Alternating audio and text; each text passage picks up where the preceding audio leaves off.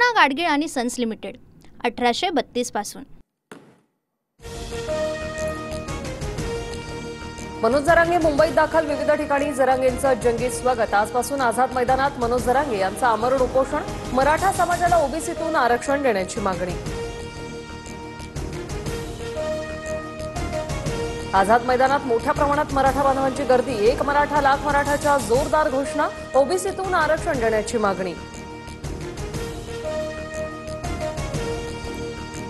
मनोज जरांगेंच्या आंदोलनाच्या पार्श्वभूमीवर मुंबईत कडेकोट बंदोबस्त। कायदा सुव्यवस्था राखण्यासाठी वरिष्ठ अधिकाऱ्यांसह मुंबई पोलीस अलर्ट मोडवर।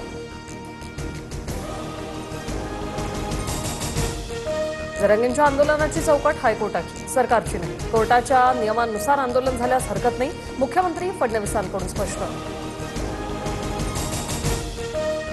काही राजकीय पक्षांकडून जरांगेंच्या खांद्यावर बंदूक ठेवून फायदा घेण्याचा प्रयत्न। आंदोलनाला कोणाचं पाठबळ सर्वांना माहिती। फडणवीसांचा रोख कुणाकडे?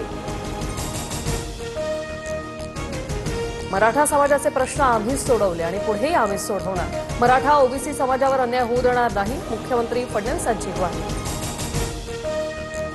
आम्ही प्रत्येक वर्षी दर्शनाला येतो, यावर्षी राज ठाकरेंकडे काही नवीन लोक पाहिले। कुटुंब एकत्र येत असल्यास चांगली गोष्ट आहे। राज ठाकरेंच्या घरी बाप्पाच्या दर्शनानंतर उपमुख्यमंत्री शिंदेंचा टोला। नॅशनल हेरॉल्ड प्रकरणावरून आम आदमी पार्टी आणि काँग्रेस पक्षात वादाची ठिणगी।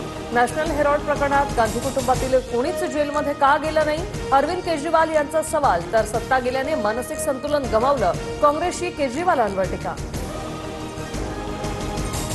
पंतप्रधान मोदी जपानमध्ये दाखल। 15व्या भारत जपान वार्षिक शिखर परिषदेसाठी मोदी 2 दिवस जपान दौऱ्यावर। जपान दौऱ्यानंतर मोदी चीन दौऱ्यासाठी रवाना होतील। मी कधीही रिटायर होण्याचं भाष्य केलं नाही, मी निवृत्त होणारही नाही आणि कुणाला सांगणारही नाही। 75 वर्षांनंतर निवृत्त होण्याच्या मुद्द्यावर मोहन भागवत यांचं मोठं विधान। केंद्रीय गृहमंत्री अमित शहा आज मुंबई दौऱ्यावर। लालबागच्या राजासह इतर ठिकाणी गणपतीचं दर्शन घेणार। अमित शहा 2 दिवस मुंबईत असणार। नांदेडमध्ये मुसळधार पाऊस। शहरातील सखल भागात पाणी साचलं। मुसळधार पावसामुळे नांदेडमधील रस्ते जलमय। नांदेड जिल्ह्यातील विष्णुपुरी प्रकल्पाच्या 7 गेटमधून विसर्ग सुरू। गोदावरी नदीकाठच्या नागरिकांना सतर्कतेचा इशारा। हजारो हेक्टरवरील पिकं पाण्याखाली।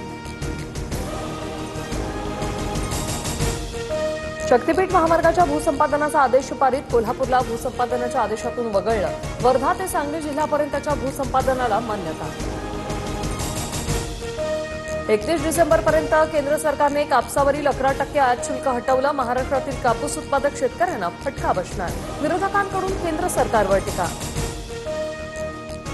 कल्याण पश्चिममध्ये भीषण अपघात। जखमी आई आणि मुलीवर खासगी रुग्णालयात उपचार सुरू। गाडी चालक फरार। नागरिकांकडून कठोर कारवाईची मागणी। मध्य रेल्वेची सेवा पुन्हा विस्कळीत। मालगाडीच्या इंजिनात तांत्रिक बिघाड झाल्यामुळे अंबरनाथ ते बदलापूर दरम्यानची लोकल सेवा ठप्प।